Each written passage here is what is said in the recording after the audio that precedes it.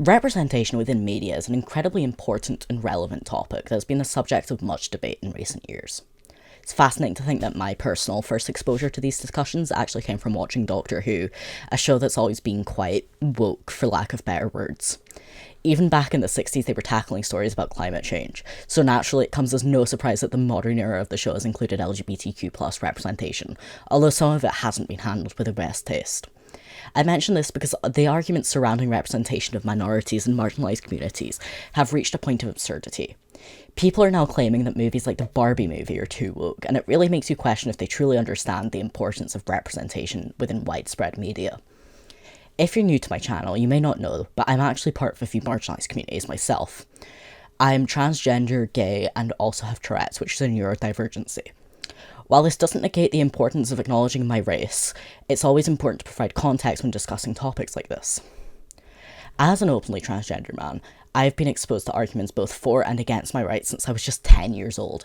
I've heard everything from I don't care as long as you keep it to yourself, to we need to check the genitals of everyone who enters this space.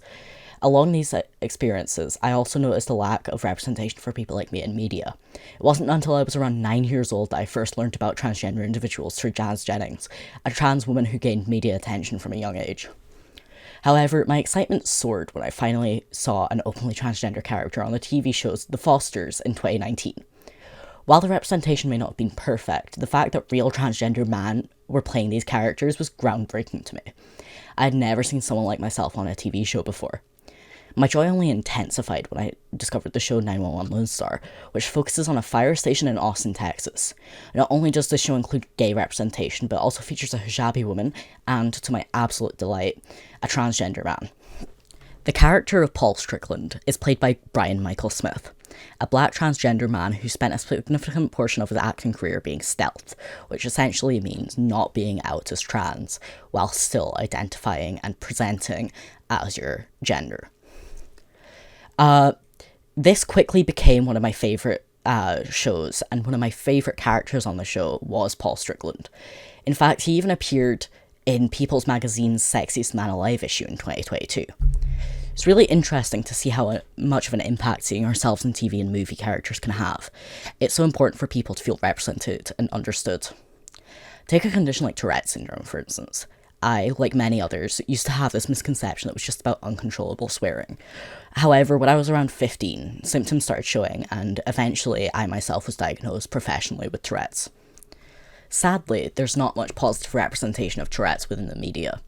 In fact, the only fictional show I can think of that talks about it is an episode of South Park called Le Petit Tourette. To add insult to injury, in that episode, one of the characters pretend to have it just to get away with swearing and insulting people. It's definitely not the kind of portrayal that helps spread awareness and understanding. All of that being said, misrepresentation of Tourette's is something that could be helped if the media listened to us Tourettic people when creating characters with the disorder. Alas, chances are me saying this won't change much, but my goal is to have at least one person realise just how different their misconceptions are about these issues. That's the whole reason why I'm a content creator, so the young people who are like I was can see someone like them and realise that being LGBTQ+, disabled, or anything else that's seen as weird by society is actually okay. If younger Paper could see me now, I'd like to think he'd be proud. Not only because I'm following my dreams of content creation, but also because I'm letting people see that being themselves is okay, and if you can still do what you want to, so long as you can put your heart into it.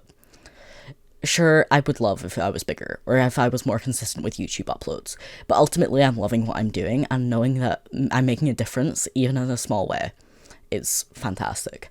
And ultimately, I think that's what matters. Imagine growing up and not seeing yourself in shows, or only seeing people like you being background characters. Like, it would suck, right? So yeah, people can say that shows are woke for having representation, but why is being woke a bad thing? I don't see why marginalised communities should have to deal with being told that their existence on shows and movies is woke, and that means it's bad. Representation, whether it's deemed woke or not, is important.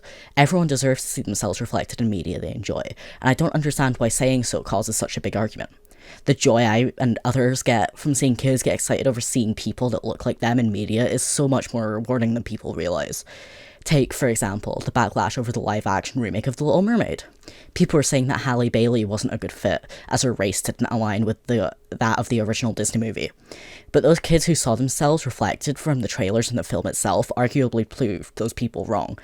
And I think that their joy was way more beautiful.